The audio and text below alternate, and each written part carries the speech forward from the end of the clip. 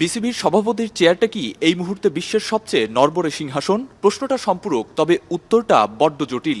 বাস্তবতা হচ্ছে দায়িত্ব নেয়ার ৯ মাস না পেরোতেই ফারুক আহমেদের চেয়ারে পড়েছে টান। বিশ্বস্ত সূত্রে জানা গেছে পরিবর্তনটা চাওয়া হয়েছে খোদ ক্রীড়া মন্ত্রণালয় থেকেই, তবে ব্যাখ্যার খোঁজে প্রেসিডেন্ট ফারুক আহমেদ।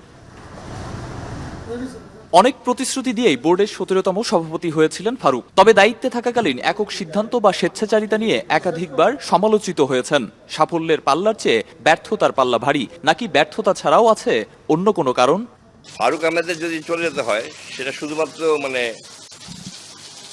তার ব্যর্থতার কারণ নাকি অন্য কোনো কারণ, এটা খতিয়ে দেখা খুব ভালোভাবে আমি মনে করি খুব ভালোভাবে প্রয়োজন। যে শুধুমাত্র সে ব্যর্থ বলেই তাকে বের করে দেওয়া হচ্ছে, নাকি তার সাথে এমন কারো কোনো বন্ধুত্ব ছিল যার সাথে এই মন্ত্রণালয়ের বন্ধুত্ব নাই, তার জন্য বেরিয়ে যাচ্ছে, এগুলো তো দেখতে হবে। এগুলো you have to come you have to be black and white এই ব্যাপারগুলো। আইসিসির নীতিমালায় স্পষ্ট উল্লেখ আছে, ক্রিকেট বোর্ডে সরকার হস্তক্ষেপ করলে আসতে পারে নিষেধাজ্ঞার খড়গ। নতুন করে সভাপতি নিয়ে টানা হেঁচড়াই সে শঙ্কা থাকছেই। বিশ্বস্ত সূত্রে জানা গেছে পদত্যাগের বিষয়ে নীতিগত সিদ্ধান্তে আসেননি ফারুক আহমেদ। সেক্ষেত্রে চাপ প্রয়োগ করে তাকে চেয়ার থেকে সরানোর সুযোগও নেই। ইতিহাস যদি আমরা ঘাটাঘাটি করি তাহলে জানবো যে তারা কিন্তু ব্যান করেছে না আগে বোর্ডকে। শ্রীলঙ্কান বোর্ড ব্যান হয়েছিল, জিম্বাবুয়ে বোর্ড ব্যান হয়েছিল কোম্পানি ইন্টারফারেন্স জন্য।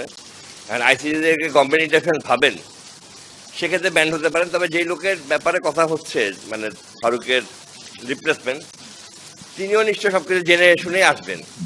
খণ্ডকালীন নতুন সভাপতি হিসেবে আলোচনায় সাবেক অধিনায়ক আমিনুল ইসলাম বুলবুল। বিভিন্ন গণমাধ্যমে বোর্ডে কাজ করার আগ্রহ প্রকাশ করেছেন তিনি। তবে যদি ৩ মাস মেয়াদের জন্যই তিনি আসেন, সেক্ষেত্রে দেশের ক্রিকেট কতটা উপকৃত হবে সেটা নিয়েও সন্দেহ থেকেই যায়। আমার মনে হয় না যে তিনি কোনো আলাদিনের চেরাগ নিয়ে দেশে আসবেন। যে আরিফুল ইসলাম সাহাব, এখন, ঢাকা।